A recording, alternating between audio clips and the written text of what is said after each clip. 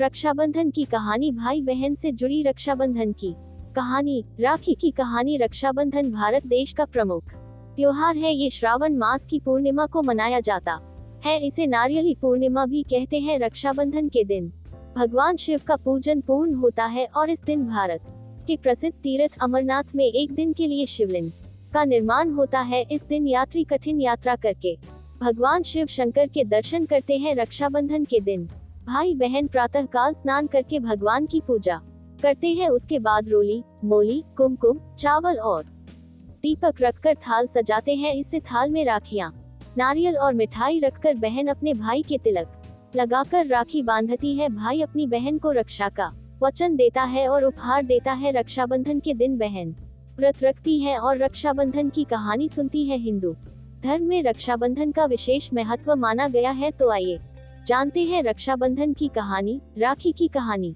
वैसे तो रक्षाबंधन के त्योहार के साथ कई कहानियां जुड़ी हुई है, लेकिन हम यहाँ रक्षाबंधन की प्रचलित कथा दे रहे हैं जो कि रक्षाबंधन के व्रत के दिन सुनी जाती है। तो आइए जानते हैं रक्षाबंधन की कहानी। रक्षाबंधन की कहानी।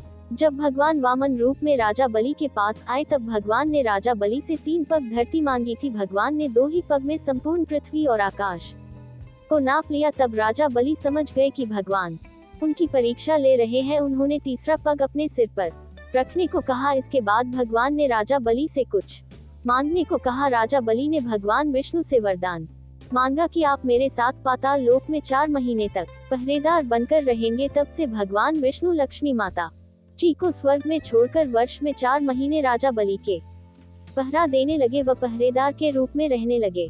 रक्षाबंधन के दिन श्री लक्ष्मी जी स्वर्ग से रिमझिम करती हुई राखी लेकर पधारी। लक्ष्मी जी ने राजा बलि को अपना भाई बनाकर राखी बांधी, साथ ही भतीजों और भाभी को राखी बांधी। जब रानी हीरे मोती का था लेकर आई तो श्री लक्ष्मी जी ने कहा कि भाभी हीरे मोती तो घर में भी बहुत है, मैं तो यहाँ अपने पति भगवान विष्णु जी को मुक्त करवाने आई हूँ। इस प्रकार श्री लक्ष्मी जी राजा बलि की बहन बनी और भगवान विष्णु को अपने साथ लेकर चली गई। यह थी रक्षाबंधन की कहानी। हम यहाँ पर जानेंगे एक और प्राचीन और पौराणिक रक्षाबंधन की कहानी के बारे में। रक्षाबंधन की कहानी 2 द्रौपदी और भगवान श्री कृष्ण का रक्षाबंधन। एक बार भगवान श्री कृष्ण के हाथ में चोट लग गई और हाथ से खून बहने लगा।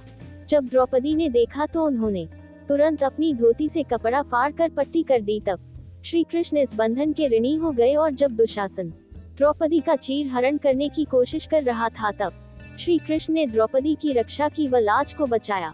कहते हैं कि जिस दिन द्रौपदी ने भगवान श्री कृष्ण के कलाई पर अपने पल्लू से कपड़ा बांधा था उस दिन श्रावण पूर्णिमा थी। तब से इसी दिन रक्षाबंधन का त्योहार मनाया जाने लगा। इंद्राणी शची ने बांधी देवराज इंद्र को राखी। भविष्य पुराण में एक कथा प्रचलित है जिसके अनुसार एक बार देवराज इंद्र और वत्रासुर में भीषण युद्ध हुआ। इस युद्ध में देवराज इंद्र की रक्षा के लिए इंद्राणी शची ने देवराज इंद्र की कलाई पर श्रावण पूर्णिमा के दिन राखी बांधी, जिसने युद्ध में देवराज इंद्र की रक्षा की और वह युद्ध में विजयी हुए। ये रक्षाबंधन की कहानी सतयुग में घटित हुई थी। राखी की कहानी ऐसी भी सिकंदर ने पूरे विश्व में अपना परचम लहराने की सोच रखी थी। उसने चारों ओर युद्ध करते और जीते हुए भारत की सीमा में प्रवेश किया। उसका सामना भारत के राजा पेरू से हुआ। राजा पेरू अत्यंत पराक्रमी, बलशाली और वीर पुरुष थे। उन्होंने सिकंदर को पहले ही युद्ध में धूल चटा दी। तब सिकंदर की पत्नी ने अपने पति की रक्षा के लिए राजा पेरू को राखी भेजी। राजा पेरू आश्चर्य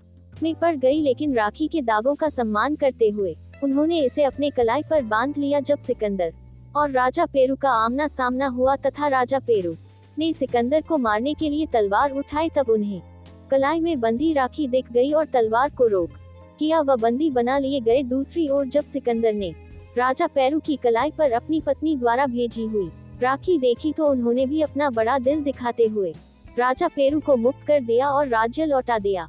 ये थी रक्षाबंधन की कहानी, राखी की कहानी। हम आशा करते हैं कि आपको रक्षाबंधन की कहानी पसंद आई होगी। धन्यवाद।